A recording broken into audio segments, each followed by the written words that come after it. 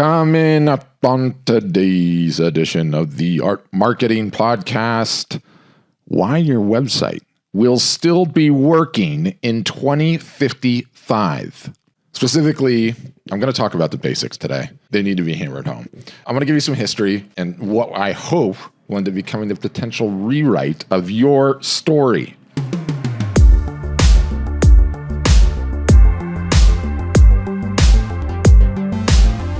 All right, so let's talk about who this episode is for. Happy to have you back listening to another episode. Appreciate you all. If you are getting value out of the podcast, would you consider writing a review and or leaving us a follow or a like on Spotify or Apple Podcast or YouTube? I got to remind myself to do that more often. I almost never do. Anyway, thank you for those that have. But who this episode is for? This is for the artist in their 20s, just getting started. It's for the artist in their 30s honing their craft. It's for the artist in their 40s, their 50s, their 60s, their 70s, and yes, even those into their 80s. It turns out the basics are the basics, no matter what age bracket life finds you in. This should have been firmly ensconced by someone far more intelligent than me and written into every single solitary artist, photographer, creative, college study curriculum, and it should have gone down freshman year. It should have gone down freshman year because what is the best time to plant an oak tree? 30 years ago. When is the next best time? Today, right? And I think the basics are they're easily glossed over. They're not tightly defined. They're not hammered into creatives. And I think it's time to address that. And so that was the idea with this podcast episode. Let's formally address the basics. So I plan to define the basics.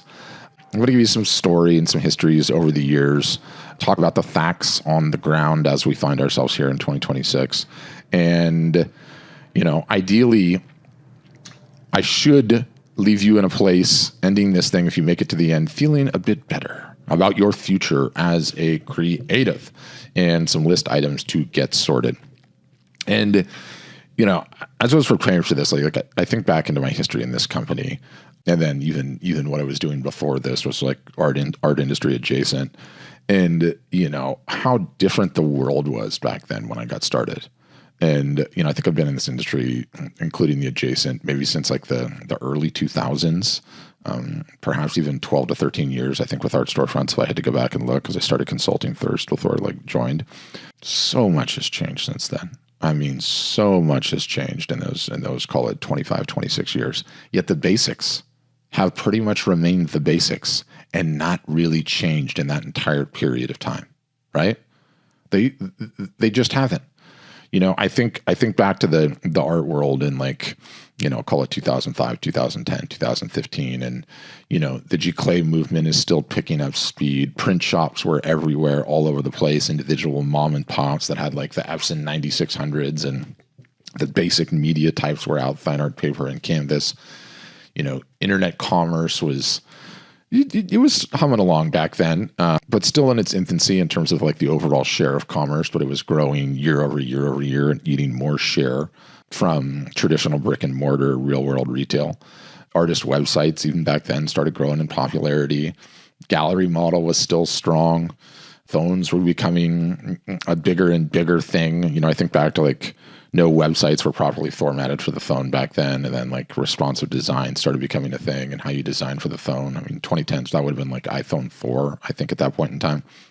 Blogs and blogging were a huge and nascent thing. That was the heyday of Flickr. And I remember being on Flickr even way back then because was into photography, amateur photographer. And I had a Flickr site. I got to see if I can still find it. Had some images on there. I love those days. Instagram getting bought by Facebook, then Facebook, now Meta. And, social advertising started to become a thing. And that was wild. Pinterest was in a gold rush. Everyone was talking about Facebook pages and organic reach. Clout and Google Plus chasing was a thing. And pretty much all of those were gone and or irrelevant within 5 years, right? Things changed so quickly back then. I always think about COVID when I think back, when the music stopped. And that was a wild time, you guys. It was a wild, wild time. And, the initial panic of being locked in our homes and what was going to happen ended up turning out to be one of the biggest booms that the wall art interior decor world had ever seen, right? Because everyone was working from home, not going back into the office, not really going on vacation or going anywhere, having anything to spend their money on, and still having their jobs. And then the art decor market just exploded. And it was one of the greatest times in history, if not the greatest time in history, to be a digital marketer.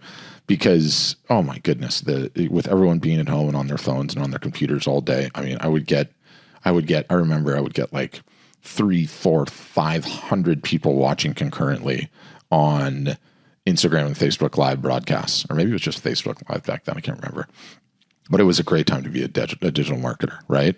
It was also a terrifying time because I would get all of these artists, all of these photographers on the webinars going, oh my God, I'm in deep trouble. You know, all of my income was reliant on this gallery, that gallery, this in-person fair, this in-person show, and I can't do any of those anymore. And like, I'm dying. I've never done any marketing. I don't have an email list. Like, that was a terrifying time. It like, you know, people were just pouring. I feel like I was like Dr. Drew and Adam Carolla on Loveline, like therapy sessions, and just hearing these stories, and it made a formidable impact on my life, how I think about this industry, and how important it is to like essentially get, you know, the basics correct. I think about, you know, the thousands of artists and photographers and really creatives of all stripes that you know, I've had the pleasure of talking with and interacting with over the years, all stages of life, craft, business acumen, business success, and not, and you know, everything in between, and all over North America, really, but all over the world. And this episode is for all of them, but it's also for you, because I think about how things are on the ground right now as we find ourselves in 2026. And yes, inflation is still ripping. Yes, we're at war. Yes, gas prices are insane. I mean, I have a diesel truck, and I think I'm paying $7.50 a gallon to fill that thing up. Thankfully, I don't drive anywhere. Feels like we've likely been in a recession or knocking on the door in a recession for years. Mortgage rates have got to be at like a 25-year high. Real estate is not really moving, which is really, really important to drive sales in the art market. So there's a lot to potentially complain about at this particular moment in time, right? And the combination of the facts of the ground, the combination of everything that I've learned about this business and like my history of going through all of it, had me record this episode today, had me write this episode today about why the basics are just so important. So let's get back to the economy for a moment. And then I want to talk a little bit about time horizons, because I think it's really interesting to do that. You know, why the economy doesn't matter and does. And, you know, where I live in Southern California, I live in like a real estate town. Like pretty much all of my buddies that I went to high school with, I grew up with, still live here. And, you know, 80% of them are in one facet or another of the real estate business. And, you know, one of the common refrains that would always come up, because a bunch of them are title guys, a bunch of them are realtors, a bunch of them are mortgage people, a bunch of them are commercial guys, whatever, doesn't matter.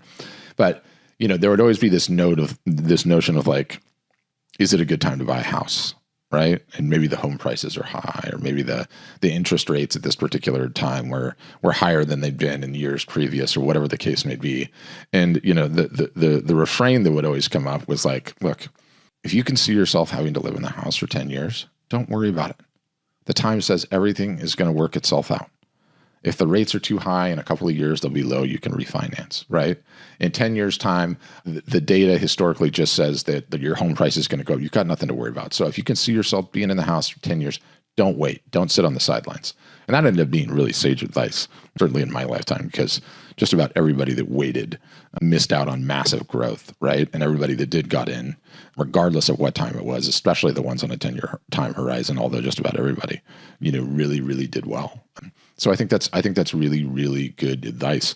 And then I think about, you know, how that applies to our certain economic situation. And it's like, you can let whatever the facts are on the ground, you know, get to you and dissuade you and demotivate you. And the sum total of all of that is you end up not getting in, not owning a home, not getting any of the growth, and, you know, inevitably not increasing your net worth. And I think the same thing applies to an art business. I think the same thing applies to any business if you get the basics right, what I want to get into. But next, I want to talk about the time horizon. Okay. And I know I talk about this a ton on my webinars. So if you've been on my webinars and you've heard it, sorry, you're going to get it again. But I don't think I'd talk about it all that much on the podcast. And it's just this notion of how much time you guys have as artists, as photographers, as creatives, right?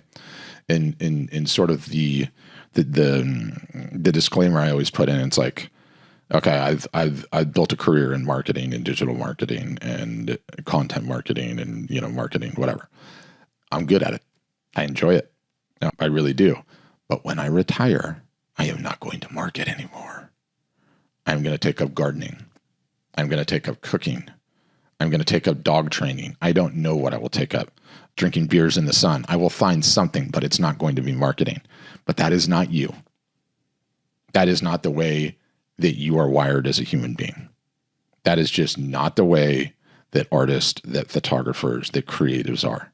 You guys have been blessed with a talent, or cursed, some might say, but you've been blessed with a talent, and the sheer pattern reps and sets that I've seen of the thousands of artists and photographers that no matter what season of life they are in, come onto these webinars and they're trying to talk about their art and how to market their art and how to sell their art and how to price their art. Because ultimately this desire to create just never leaves you guys. It is just the way that you are wired, and it's how it goes. It's funny because I was listening to a podcast and it was like talking about like all these people that are like, they call themselves Bitcoiners, and they're just all about Bitcoin as a movement, right? Like, money that you own, that you have the keys to, you're not in the financial system, sovereignty, like the libertarian ethos, all of this. And they found out apparently that like everyone that's like a diehard into that movement goes to all the conferences, won't shut up about Bitcoin, crypto, and not the scammy crypto, but really just Bitcoin.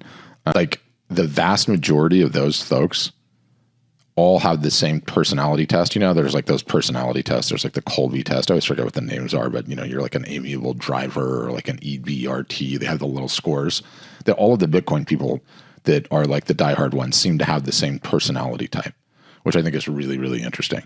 And like these two guys that were talking about it, and they were saying like, yeah, it's my personality type. Yeah, it's my personality type. It's so weird. It's like, why does it always attract us? Whatever. Your guy's personality type is you are never going to stop creating. Period. End of sentence. Okay. You're going to be doing it for the rest of your lives. You are not going to retire and move on to something else. You are going to retire and spend even more time creating than you are now. And those are just facts. Right. And I would say, a few of my current interests and hobbies, by the way, you see what I'm doing here? I'm eating my own dog food and I'm telling you about me, right? I'm not just telling you about art marketing. I'm telling you about me. I'm giving you some details into my world. But one of the things in life that I'm passionate about is being really good at getting information. And I think I'm decent at that. And I enjoy learning, getting better. AI, of course, and really just emergent technology. And I've been pretty switched on to like health, fitness, longevity stuff for a while. And I follow, a lot of the names that like everything from, David Sinclair and Peter Diamandis that are, like longevity, healing. Yes, I like watching Brian Johnson, love Peter Attia, Huberman, Rhonda Patrick. I'd pop all around all of them and get all the messages and like stay up to close with that, right? And it's wild. It's especially wild right now, right? Like they're finding out that aging is absolutely not a death sentence and that it is reversible. Okay. Health and longevity plus AI is like the most wild thing to contemplate, period. And, Sinclair, he's got a lab at Harvard. And he's like one of the main longevity guys. He's the guy that like published the story about resveratrol way back in the day. And then the whole world picked it up because resveratrol is in red wine. And everyone's like, see, it's good to drink red wine. Anyway, beside the point. He's got this line in his book that says that like is really profound. He's like, there is a person living on the planet with us right now that will hit 150 in age, right? And the toolkits are just getting insane. There's genome sequencing and there's all these wearables and peptides and supplementation and what we've learned about sleep and what we've learned about food and what we've learned about microplastics and what everyone's sick of hearing about, cold plunges and saunas, red light therapy, and how important the exercise is, right? But I think notwithstanding how fast AI is like accelerating all this is none of that information really existed a generation ago, right?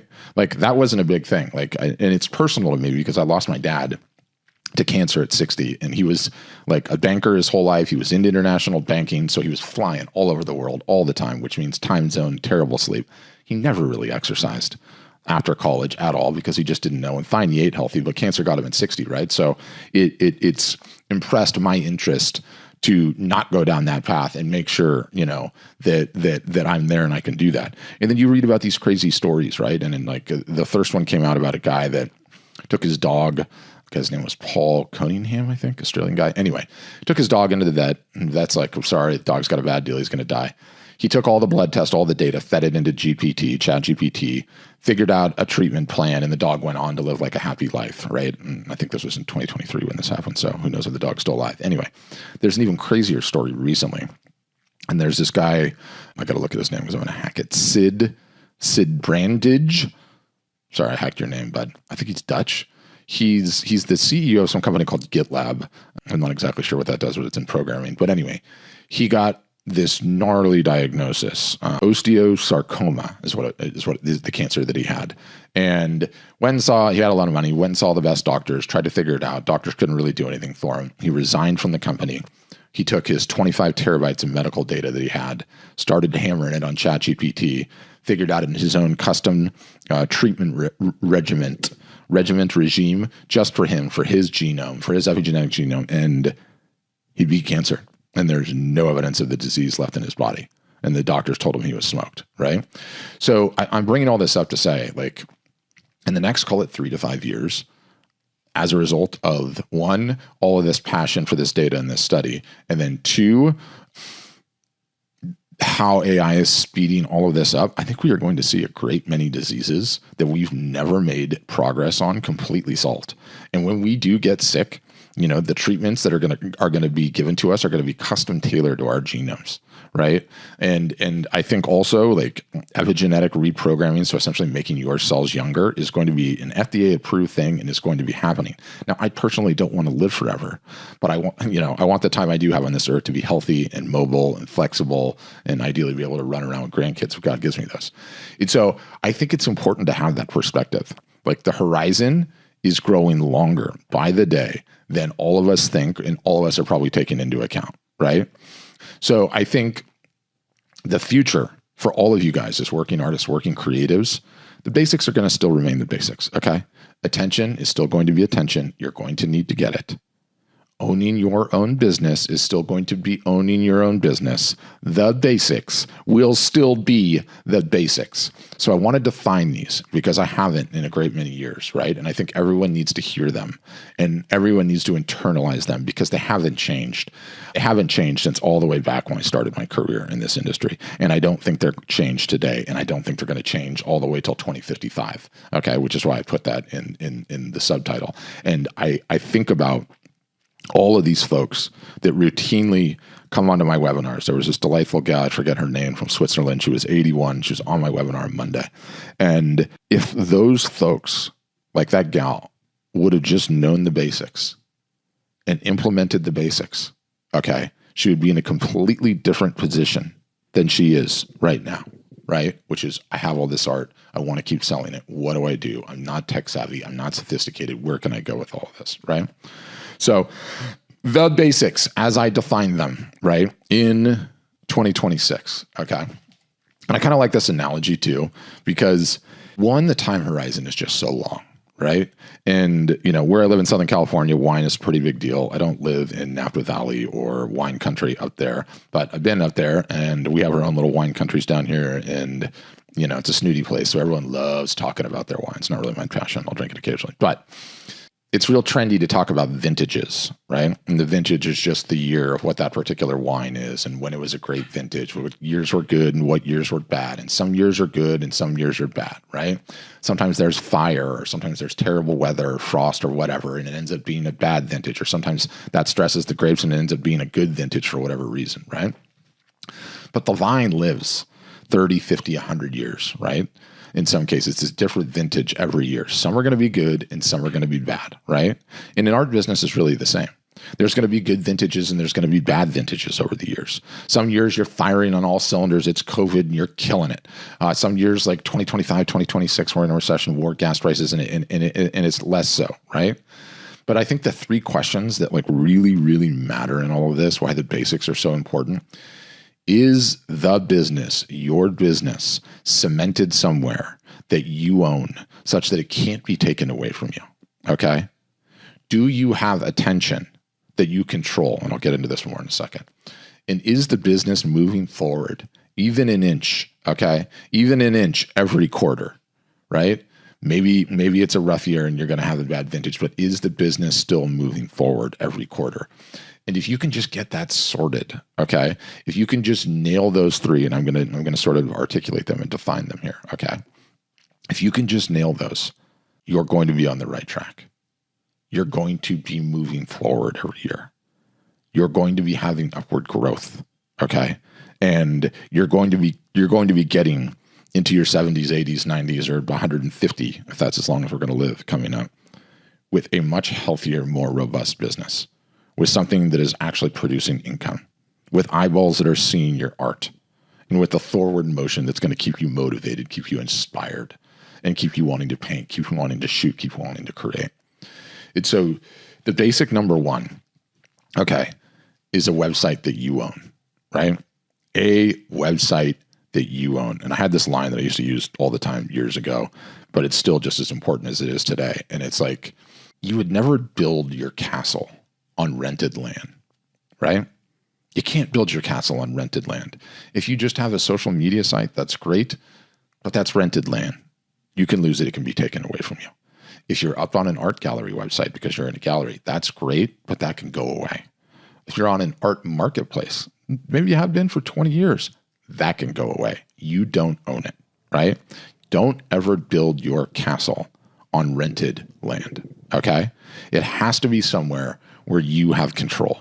And it's not a binary situation, right? It's not either or, okay? There's only one mandatory. Do you have a website that you own, that you control, that cannot be taken away from you? Okay, good. If you have number one, you're set. You can have number 1, 2, 3, 4, 5, 6, 7, for all I care. That's great, especially if it's working for you. The only thing that matters, though, is that you have number one, right?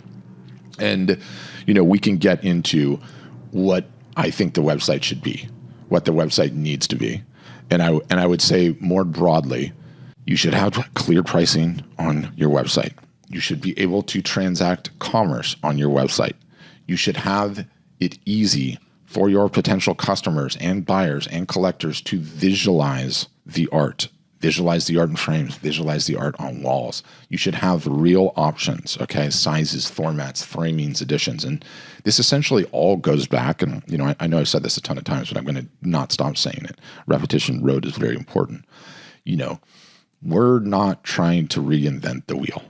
We are just taking the paradigm that is viewing art and buying art, that's been the paradigm for hundreds of years, which is in a museum, in an art gallery, and we're trying to make our website look as close to that as possible.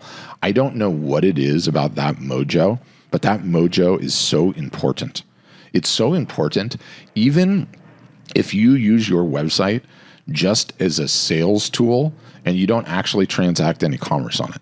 If you just use your website to have people call you, which I love when my customers do this, like get on the phone with your potential buyer and form the relationship, that's way more important than just someone checking out on their own. And I don't know what the mojo is of presenting yourself as an actual e-commerce experience, but it's important. It's really, really important. And I do not think a pretty portfolio gets that done. There's just something subtle in the alchemy of how your art with pricing, with everything on it is communicated. I think that's very important. Okay.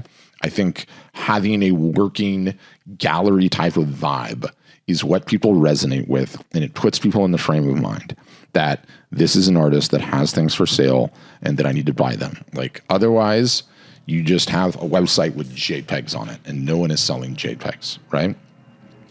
But you cannot build your castle on rented land. You can't do it, right? When you own your own website, it lives forever. No algorithm has authority over you. The same working site at the same working URL could have been the same in 2005, 2010, 2015, 2025, 35, 45, and 55. I just don't see it going anywhere.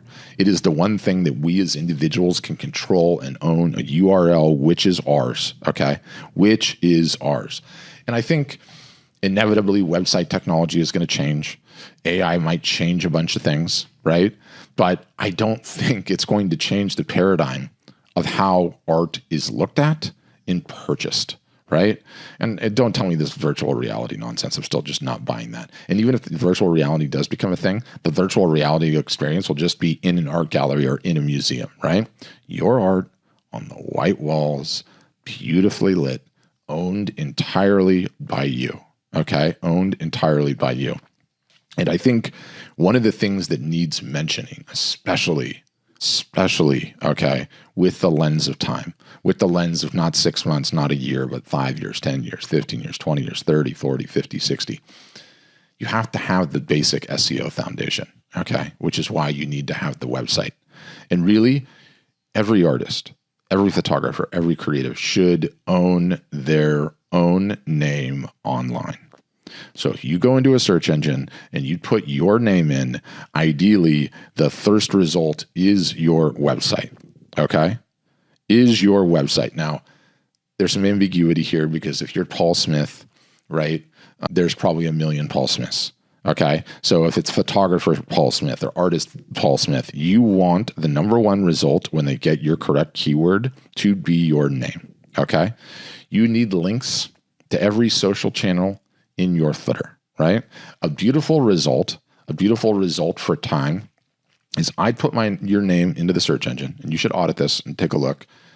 Is your website the first result? You're winning. Underneath that, is it the various different social media sites of the day? Maybe before it would have been Facebook. Maybe now it's Instagram, or maybe it's Facebook, Instagram, Twitter, YouTube, whatever the case may be, and then your marketplace site, and then maybe your Etsy page. You're winning. You're doing a fantastic job, right?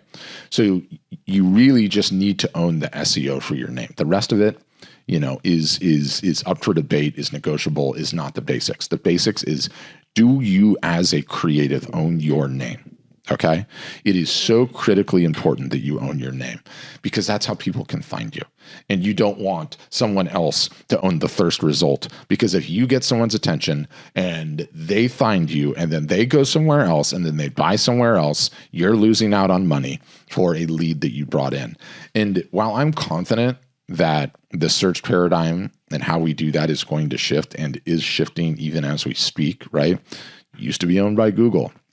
Now we've got Google plus AI browsers.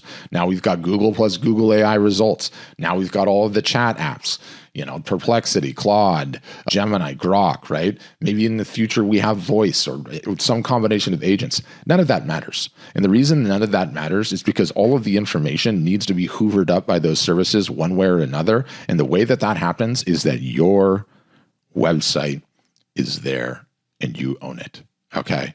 And you own it. And you are controlling the information there, and it cannot be taken away from you, okay? It is not on rented land. It is on land you own, and it's so important. And by the way, I love all the AI apps, and I play with them, and Perplexity is a really, really interesting one, and I use Perplexity now all the time to find artists, and it is phenomenal at it. It gives me your name, it gives me your bio, it gives me your links, it gives me your Instagram link when I need to go check that. Really, really amazing. Anyway, you got to own your name, okay? Before the next paradigm decides who's allowed in the search results, you have to own your name. That is basic number one. Do not build your castle on rented land. Very important, okay? Number two, print on demand. This is honestly one of the greatest tech advancements ever for artists, and I really feel like you got to take advantage of it, okay? Some of you can make an argument that you have the price points and the range of pricing covered some other way. That's fantastic. I still don't know how you wouldn't take advantage of print on demand. Every artist that I know that I see that is anything over $500,000 a year in sales all the way up to $50 million are all leveraging print on demand, if not exclusively their originals aside, right? And it's just amazing because you can sell what you don't have in stock. You don't have to have inventory. You have no upfront cost. There's nothing to warehouse anywhere. right? Like you get an order, that thing gets printed, it gets shipped. You don't have to lift a finger. This is tremendous. Or even if you do have to lift a finger, just having the ability in whatever form fits for you, right? Originals, limited editions, open edition, merch, cards, phone cases, doesn't matter. Pick the formats that fit your business, skip the rest. It's not about clutter. It's about having your range of pricing, right?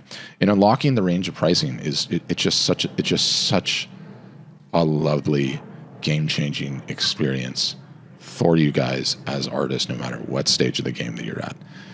Because a new collector will buy something at $40 and then return 5 years later to that same website, which you own, and buy something for $4,000 or $40,000. And that's just how it happens. And I think, like, in terms of like a technological advancement, because I watched, the launch of the first inkjet printer, which no one liked the name inkjet, so they made up G-Clay to spray ink, right?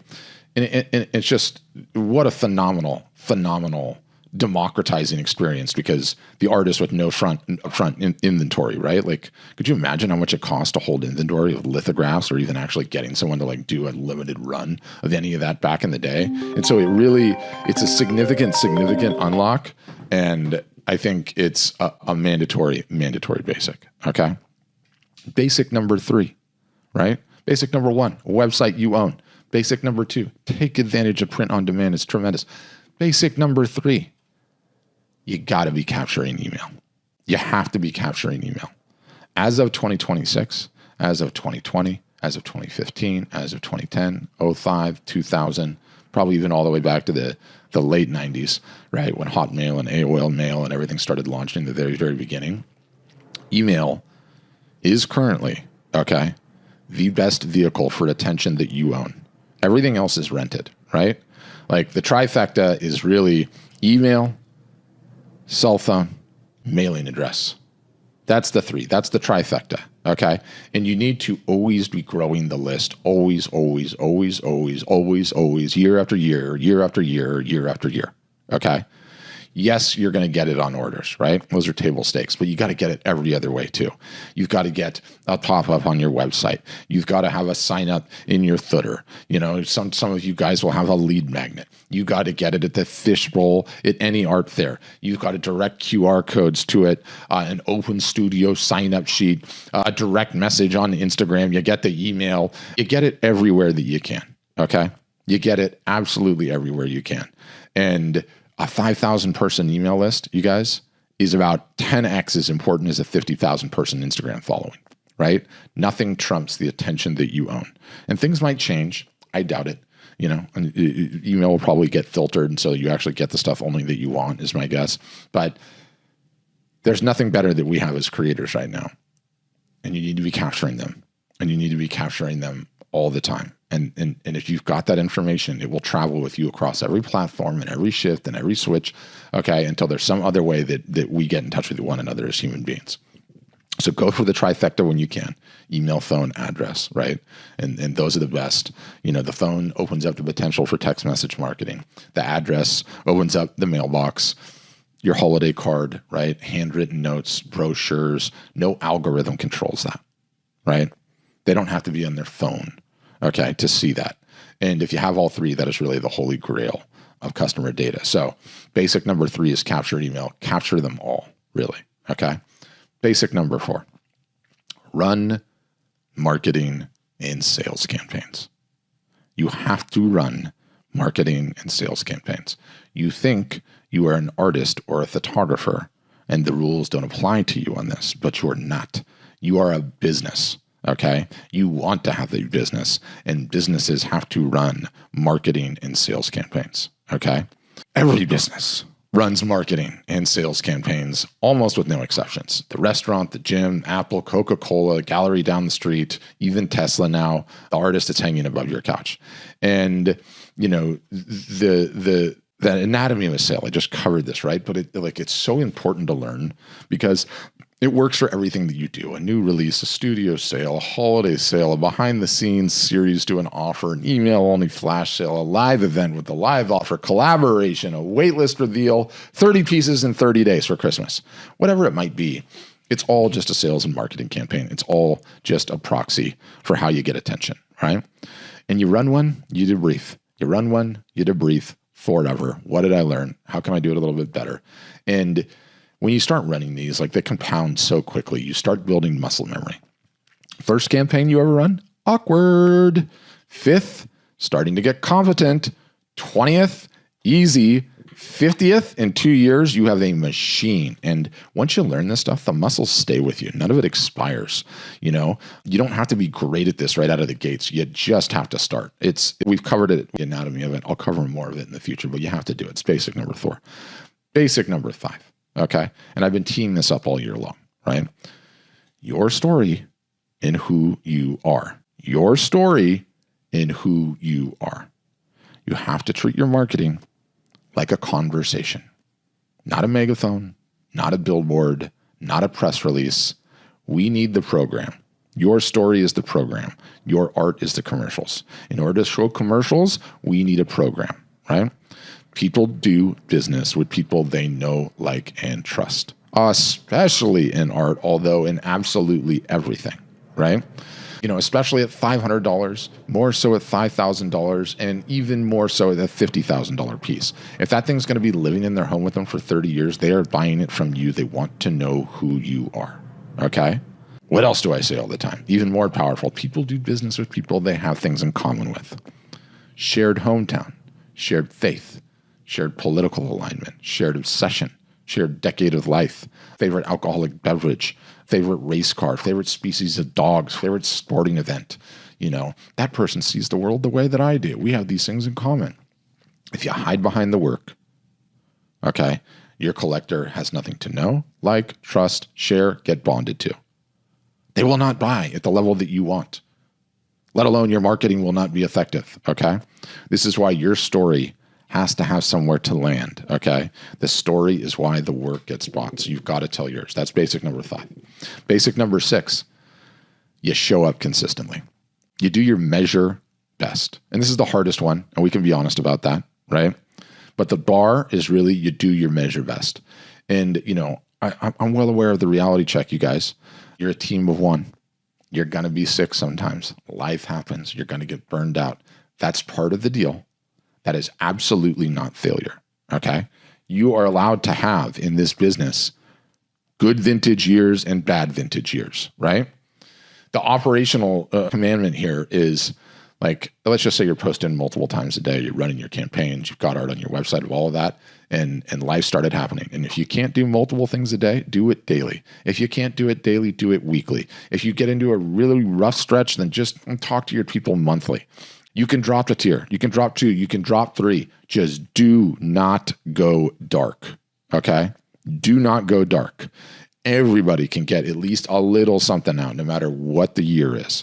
And because you have a website that you own, because you have other rented assets that you own, just do not go dark, okay? Again, some vintages are just going to be better than others. That's okay. The time horizon that we have, the vine doesn't care. It's going to keep going, right? It does the best and produces the best vintage with the weather that it was handed, okay? And it's totally okay. Year after year, vintage after vintage, that is the basic, right? That is the absolute basic. And, I'll do this as a soft mention, right? I don't know if I've talked about this thing on the podcast, but we've learned a tremendous amount, over the 12, 13 years at Art Storefronts, and the consistency, you guys, is so important because so much of what happens in marketing is serendipity.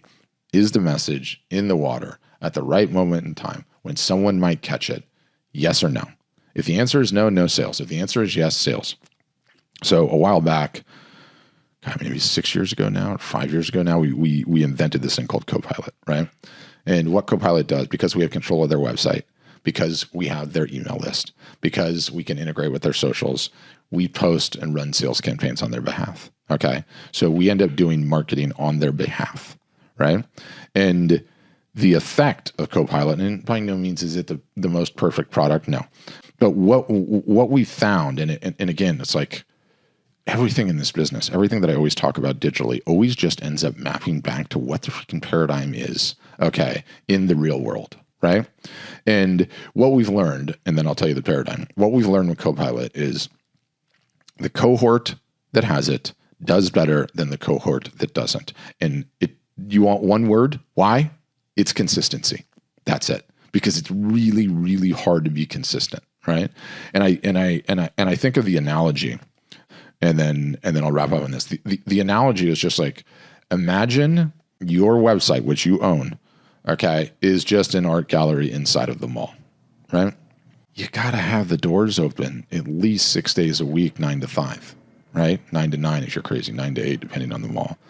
That has got to happen every single solitary day, because you just never know the serendipity of when someone's going to be walking through the mall and they're remodeling, or they just bought a vacation house, or they're moving their mother-in-law to it, whatever the case may be. The serendipity happens, and that's how sales happens, right? And the gallerist is always going to be in there if you're in a gallery, right? The gallerist is always going to be in there, always ready to talk to people, always ready to go through the entire thing. Right? The gallerist, somebody walked in, looked at your work, the gallerist would be ready to sell, talk about you, what's going on, boom, right? And when we're not consistent, we miss out on that. And the times that we're not consistent compounds year after year, month after month, week after week, day after day. And so it's so, so important to have it, right? And I know the consistency is hard, okay? But the basics don't change. The basics are the basics in 2013. The basics are the basics in 2026. The basics are the basics in 2055. Everything else changes. The economy changes. It goes up and down. Platforms come and go. Marketplaces come and go. Search changes. Ads change. Technology change. Politics, macro, whatever. But the basics just stay the basics. They've been the basics the entire time. They were the same basics in the year 2000 since the moment you could get a website, when everything changed, when e-commerce opened up, when the internet democratized access to information, democratized access to your work. They've been the basics ever since, and I do not see that changing anytime. The basics stay the basics, okay? The basics stay the basics, and it's just so, so important. And why the website the most important? Every other basic dies without a website to land on. Your own corner, not rented, of the information superhighway, right? Email needs a place to be able to capture digitally. That's your website. Your story needs to be pinned somewhere and picked up by the search engines. It needs a stage. Captions and Instagram and Facebook and everything else stretched over the long term will change, will decay, will go away. Your website stays where it is, right? You know, your lineup, okay? Things for sale on there with price tags. Otherwise, it is just a JPEG. And I cannot be convinced that a pretty portfolio site with art on there that says, contact the artist for further information, contact the artist sales agent. Okay, but it just, you want to put people in the e-commerce state of mind, right? Without a website, you don't have a sales rhythm. Every sale closes on a website, okay? It's too hard and too much friction to run them any other way. And the consistency, okay? The only thing that doesn't get throttled, doesn't get banned, doesn't get deprecated, doesn't get hosed by the algorithm, flagged or taken away from you is the website, right? And I go back to last episode, you know, talking about wanting to get all 170 oars in your trireme, in your boat, rowing in concert in the right direction, right? Well, the website is your boat, okay? You need to own your own spot, okay? Otherwise, you're going to be rowing in circles. So understand the basics of the basics. Understand how much time horizon you likely have, okay, to get this all right.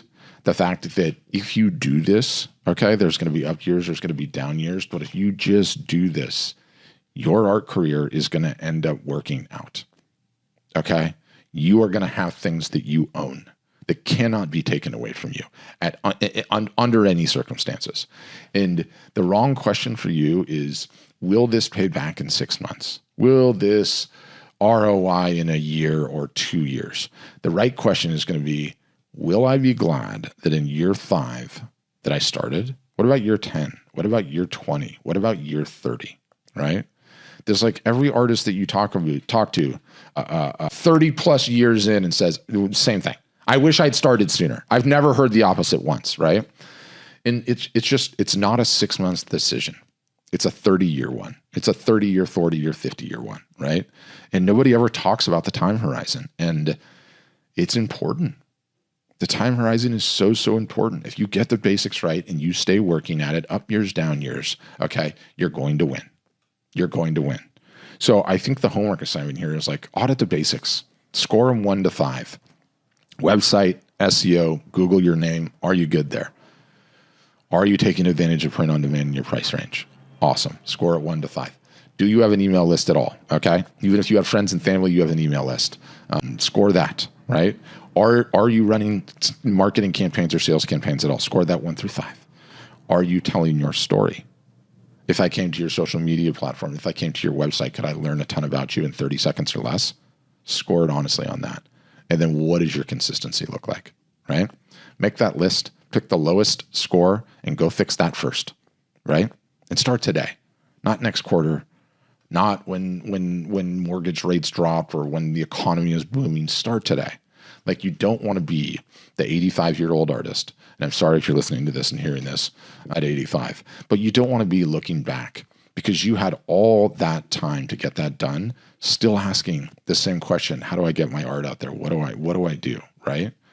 And, you know, like, the runway ladder is crazy, right? When you look at it. And, you know, age 45, you got 40 plus years, 40 Christmases, 40 Mother's Days, 40 New Years, right? 40 years. That is insane. Let's just say at age 55, you got 30 years, 30 vintages to still come of your art business. Age 65, you've got 20 years, okay? That's more than the entire history of Art Storefronts as a company and 3 times the history of this podcast, right? You know, you're not at the end of anything. Like, you're mid-vine, right?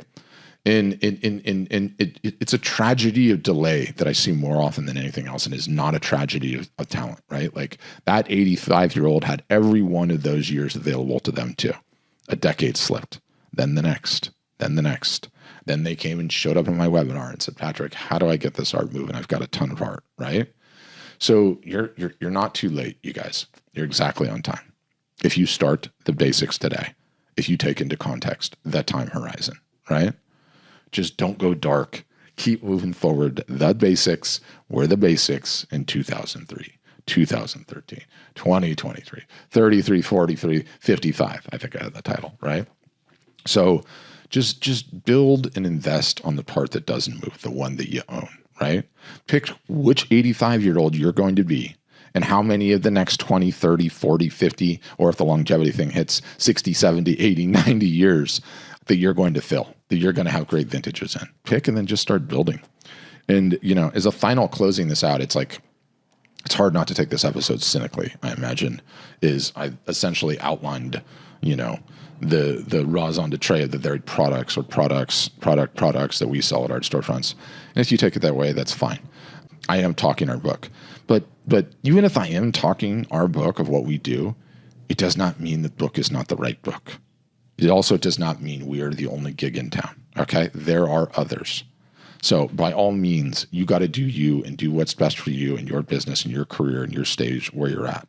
But what I hope you take away is that the basics are mandatory.